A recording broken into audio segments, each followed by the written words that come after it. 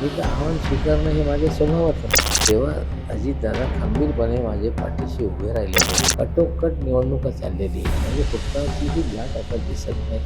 लोकांचा विश्वास माझ्यावर आहे की मी त्यांचे प्रश्न सोडवू शकतो. हे माझी निवडणूक हे जनतेने हातात घेतलेली आहे.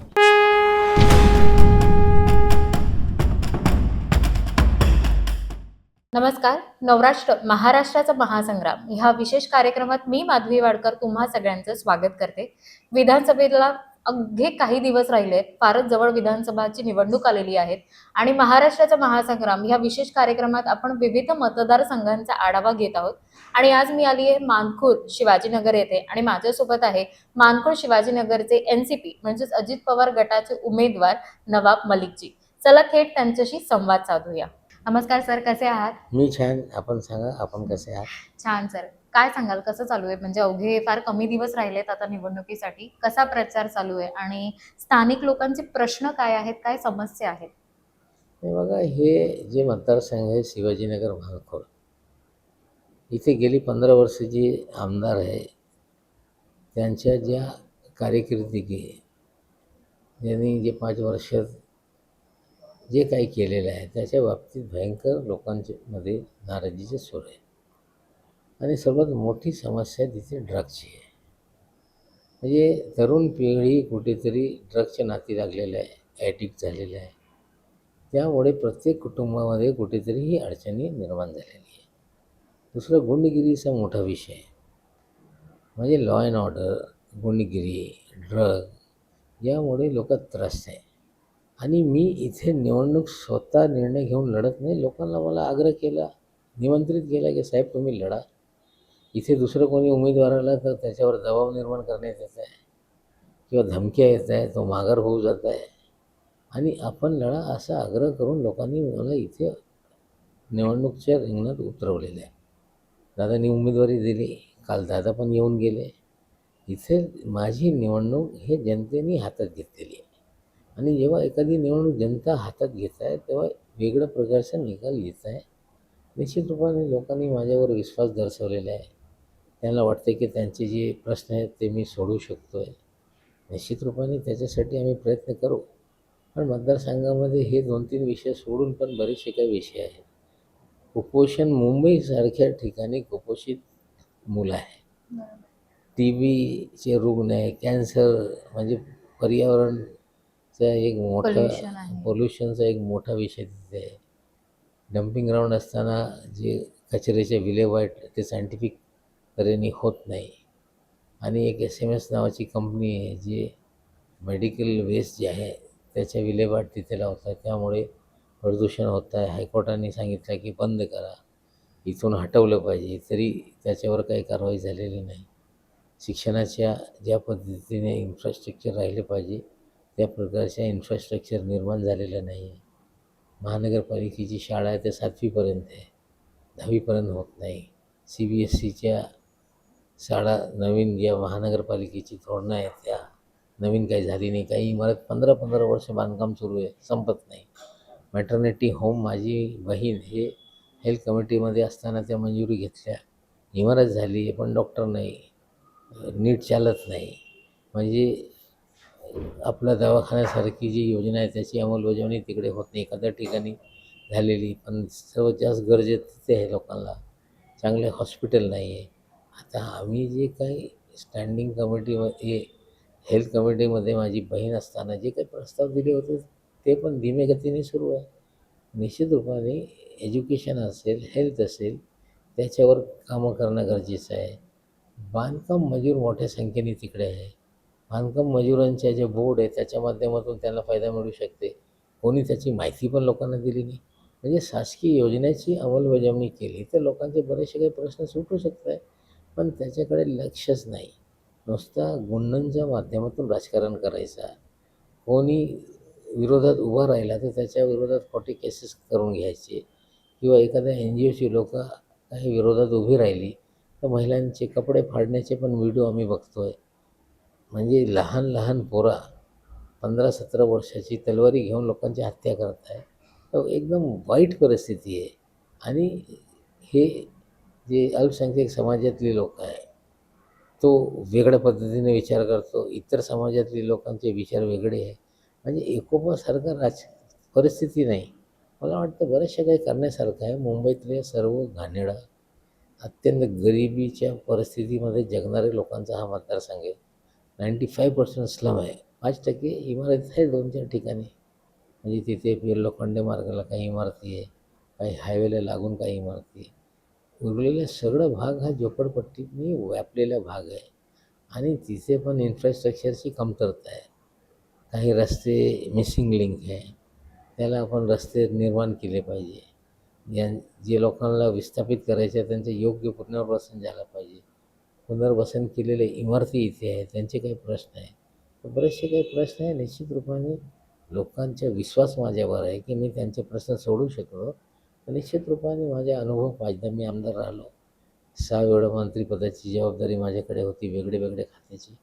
मला वाटतं करण्यासारखं बरंचसं काही आहे आणि जनतेचा जे विश्वास माझ्यावर त्यांनी निर्माण केलेला आहे, निवडून तर आम्ही येऊच, पण त्यांचे प्रश्न सोडवण्यासाठी प्रयत्न करू. आता जसं तुम्ही उत्तरात म्हणालात की खरं तर निवडणूक तुम्हाला लढवायची नव्हती, मंत्रिपद सुद्धा तुम्ही मिळवलेलं आहे आणि अणुशक्तीनगर खरं तर तुमचा बालेकिल्ला आहे, पण तुम्ही शिवाजीनगर मानखुर्द येथे उभे राहिलात.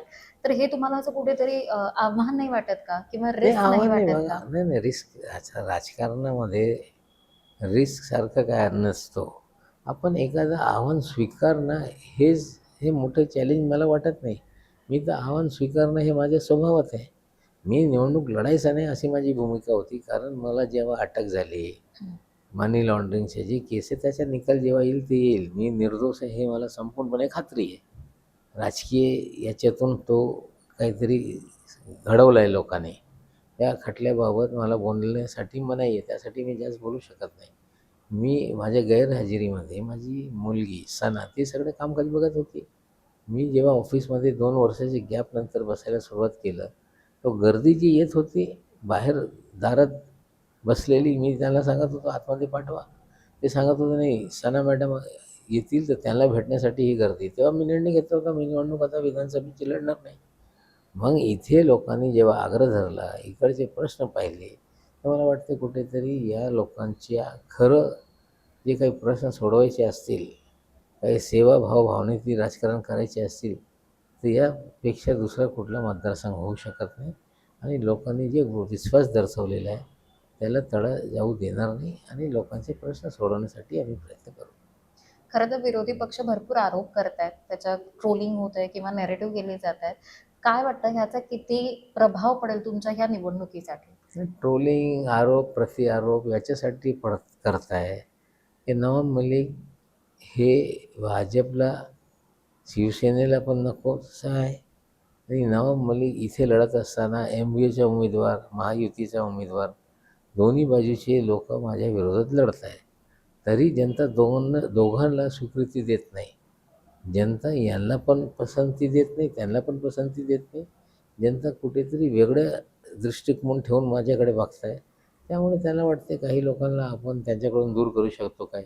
पण कितीही ट्रोल झालो, कितीही लोकांनी माझ्या बाबतीत गैरसमज निर्माण केला, तरी लोकांचा पूर्णपणे विश्वास माझ्यावर आहे. खरं म्हटलं जातं की भाजपा सना मलिक यांना सपोर्ट करतायत, पण नवाब मलिक यांना नाही. ह्यावरती तुमचं काय मत आहे? नाही, ठीक आहे, त्यांची काय भूमिका आहे, त्यांचं प्रेम माझ्यावर जास्त आहे. तर जास्त प्रेम आहे तर त्याच्या बाबतीत मी काही बोलू शकत नाही. ते जितका मला विरोध करणार आहे, जितका ते टोकाची भूमिका घेणार आहे, मला वाटते त्याचा फायदा पण मला मिळते हे लोकांना कळलं पाहिजे. म्हणजे भाजपला 28,000 मतं या मतदारसंघात मिळालेली आहे महायुतीला लोकसभेमध्ये. आता तुम्ही बघा 8,000च्या खाली हे लोक जातील.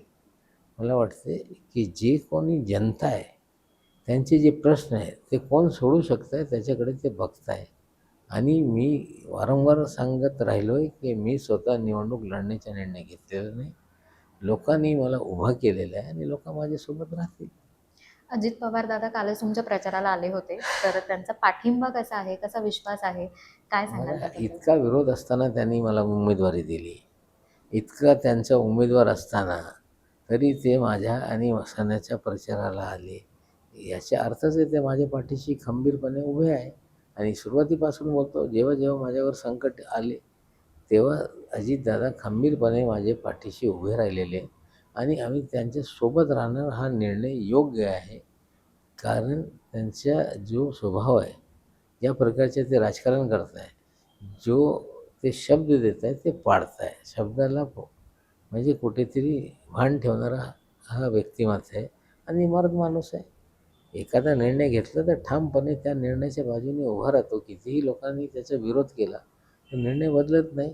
त्यासाठी आम्ही त्यांच्यासोबत आहोत.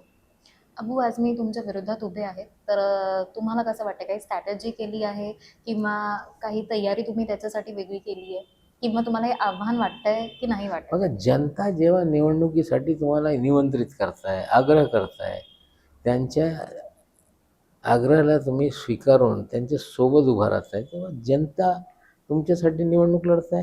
मग ह्या अशी निवडणुका या महाराष्ट्रामध्ये कुठेच नाही आहे. मला वाटते महायुती, महाविकास आघाडीच्या मध्येच कोणीतरी लढतोय आणि लोक त्याला पसंती देतात असे कुठेही दिसत नाही. मला वाटतं महाराष्ट्रामध्ये 23 तारखेला जेव्हा निकाल आहे, तेव्हा इकडचा निकाल हे वेगळंच काही लोकांना दिसेल, इतकी मला खात्री आहे. जर निवडून आलात तर पहिले कुठलं काम कराल? ड्रग पासून मुक्ती, गुंडगिर्दी हे संपवणे, म्हणजे 2 विषय हे महत्त्वाचे आहेत. त्याच्यासाठी काय जास्त फंड बिंडची काही गरज नाही. प्रशासकीय यंत्रणा टाईट करायची आहे आणि जर प्रशासनाने ठरवलं की हे सगळं संपवायचं आहे, कुठलंही गुंड तिथे राहणार नाही, झुंडशाही चालणार नाही, ड्रग माफिया संपणार, तर याला पैसे काही सरकारचे लागणार नाही. जे कायदे या देशामध्ये, राज्यामध्ये आहे त्याची अंमलबजावणी नुसतं करायचं आहे. तर मला वाटतं तो टार्गेट सोपा आहे. एक वेगळा प्रश्न विचारते. नवाब मलिक यांची राजकारणात एंट्री कशी झाली? म्हणजे कसे तुम्ही पक्षाशी जोडले गेलात नाही आणि बघा, कधी आलात? मी 76 साली जेव्हा कॉलेजमध्ये गेलो, 77 सालापासून मुंबई युनिव्हर्सिटीच्या फी राईसचं जे आंदोलन होतं, त्या आंदोलनामध्ये मी राजकारणात सहभागी झालो. आता हे तुम्ही 47 वर्ष झाले, म्हणजे ॲक्टिव्ह पॉलिटिक्स म्हणजे स्टुडंट लाईफपासून आपण राजकारणामध्ये कुठेतरी आहोत आणि हे राजकारण करत असताना इतका मोठा अनुभव आहे. आम्ही काँग्रेस पक्षात होतो, मेनका गांधीसोबत कामं केली, मग काँग्रेसमध्ये पुन्हा आलो, मग तिकीट दिली नाही 95 साली तर समाजवादी पक्षाकडून लढलो, निवडणूक हारली. हारल्यानंतर 96 साली पुन्हा मी जे बाय इलेक्शन होतं त्याच्यात निवडून आलो, पोटनिवडणुकीत. मग सातत्याने 3दा नेहरू नगरमधून आमदार, त्यानंतर राखीव जागा झाल्यानंतर अणुशक्तीनगरमध्ये 2009 साली, 14 साली 1007 मतांनी पराभव, पण 19 साली पुन्हा 16,000 मतांनी मी विजयी झालो. म्हणजे हे 6वी माझी टर्म 6वी होईल. टर्म. जेव्हा मी ही निवडणूक जिंकू तर 6वी टर्म होईल. मला वाटतं शेवटच्या क्षणी सिक्सर मारू आणि लास्ट बॉल पे छक्का मारेल. वा, 6वी टर्म आमची सुरुवात होईल त्याची. नक्कीच. काय सांगाल, आता खरं तर तुमचा खूप मोठा अनुभव आहे राजकारणामध्ये. आधीचं राजकारण आणि आत्ताचं राजकारण, काही फरक जाणवतो का तुम्हाला? वैचारिक राजकारण राहिलेलं नाही.